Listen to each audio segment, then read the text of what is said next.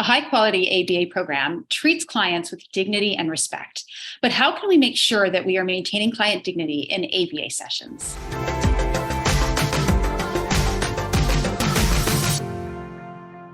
Hi, I'm Shira. And I'm Shayna. We're behavior analysts that create weekly content about how to teach kids with autism so that they make real progress. And we create shareable resources to make your job just a little easier.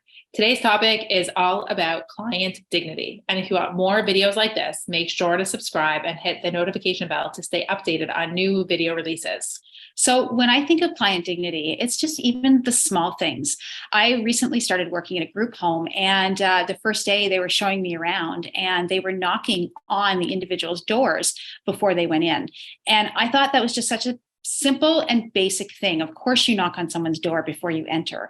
But to me, that just showed so much respect for the client. And it showed a lot about that organization as well, because I have been in other organizations where that doesn't happen. So just simply, what is client dignity? As simple as knocking on someone's door before you enter. Yeah, really, in our work with our kids and our students, our individuals, anyone that we're working with, their needs need to be top of mind. We have to think about treating them the way we would want to be treated. And that's no matter what type of individual that we're referring to. Even if we think that they don't understand like what we're referring to or what we're talking about, they deserve the same amount of dignity as anybody else. One way we can do this is by obtaining client assent. And what does that really mean? We have another video on that. It's client assent in ABA and why that's important. But, really it's comes down to, it's almost like consent. Like, are you consenting to do this?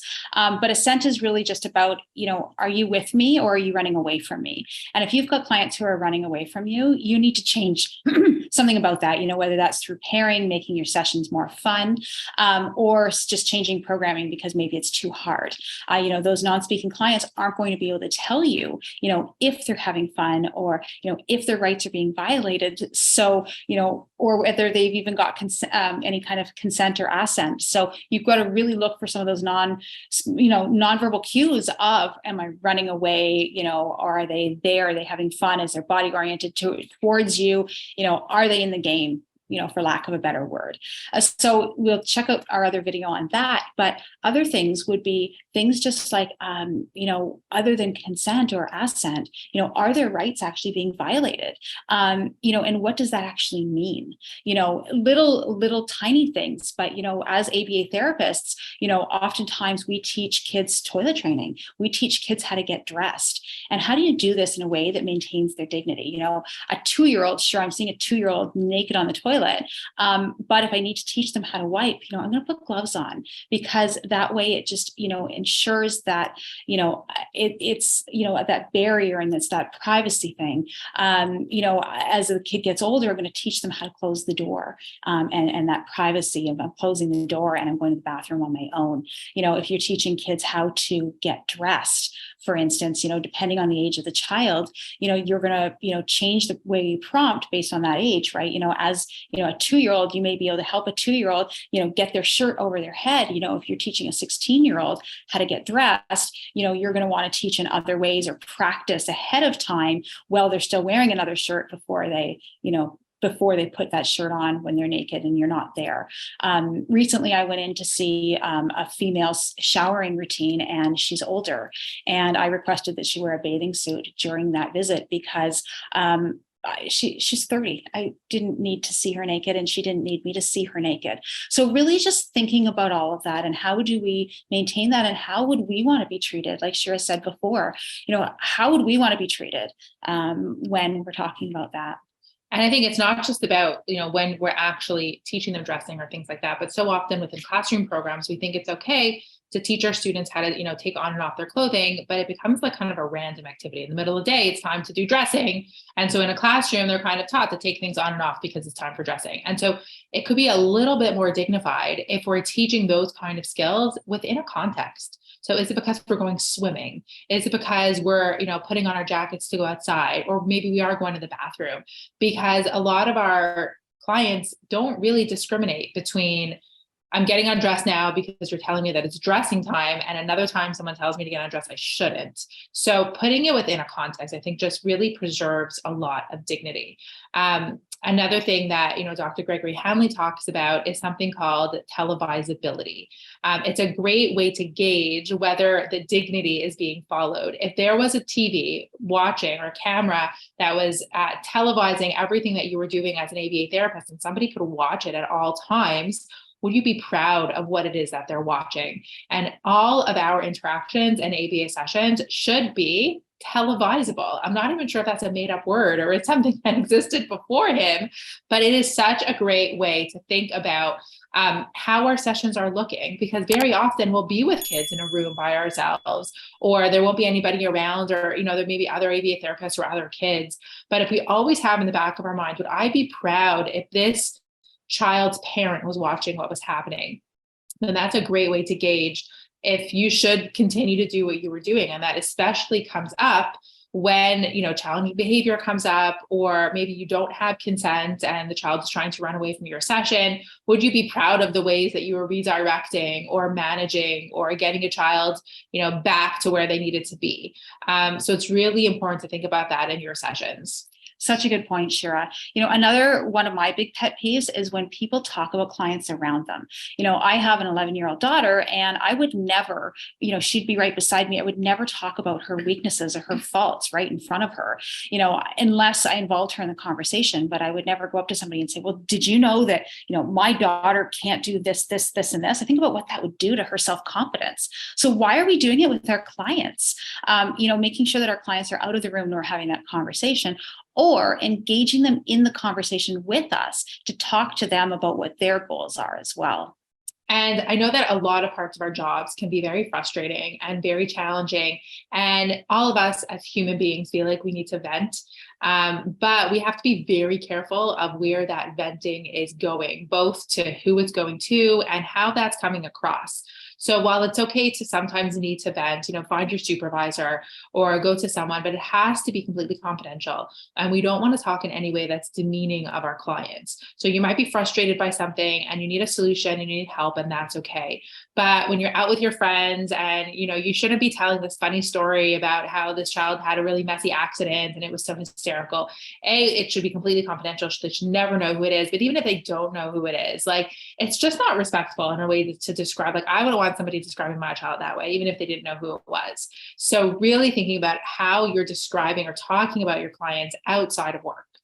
And, your clients, regardless of how tough they can be, they're someone's child. Think about that.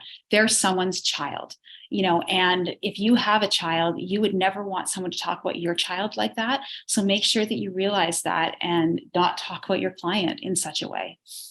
And so much of what we can give over to you to do can't be written up in a protocol. There's so much intuition and being able to respond to clients' needs and how they're feeling. It's very hard to put that into a protocol of when this happens, always do this or never do that. But there has to be a general, intuitiveness with the clients and knowing that they're feeling frustrated. Maybe this is not the time to follow through with this demand, or they're really overwhelmed. Maybe they need a break.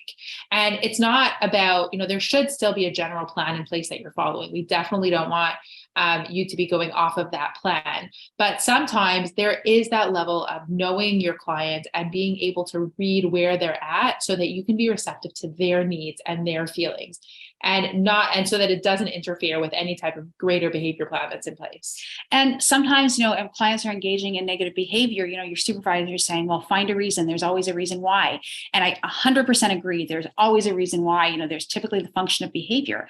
But sometimes kids just have meltdowns because they're feeling a certain way. And it's okay, well, depending on the child, but it's okay to be able to label that and say, you feel frustrated right now. That's okay.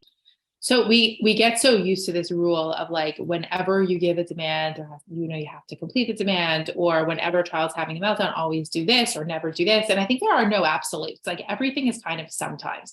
And we get our kids so used to following routines and instructions that we forget that sometimes they just need a break, and sometimes they just don't want to do things. And that's okay.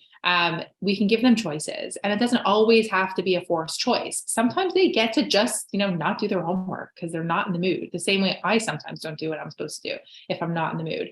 So giving them lots of choices when appropriate is another way to just remember that they're people and that they get to have choices in their lives. We chatted about emotions before too. When they are, upset or feeling frustrated, label it for them. It's okay to tell them, oh, wow, you sound really frustrated right now. Oh, I can see that this is tough for you. That's okay. Really making sure that you're looking at them as a person first. Yes, they're your client. Yes, they may have autism or something else, but don't look at them like that, or like another number, another client, or, oh, how many more minutes do I have left of this session? It's really about, you're a person, you're a human being. I'm going to treat you like one.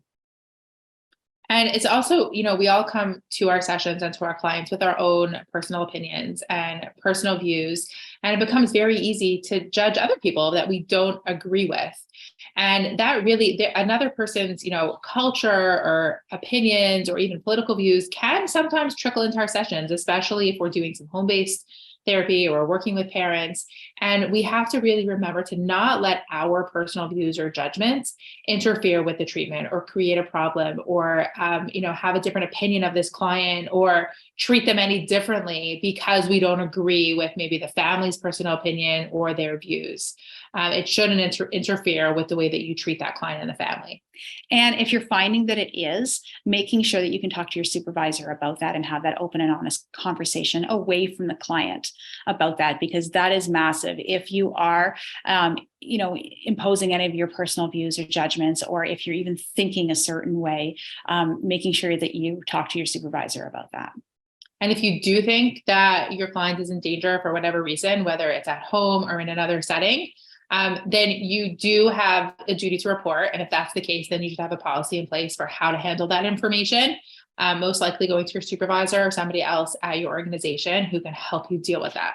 So click the link in and around this video to get your free reinforcement checklist to help you find your client's preferences and maintain client dignity. For more information on client dignity, click the link on or around this video or in the description to claim your free download on a reinforcement checklist. We also encourage you to subscribe to the channel so you don't miss any future videos, and leave a like and comment below if you have further questions.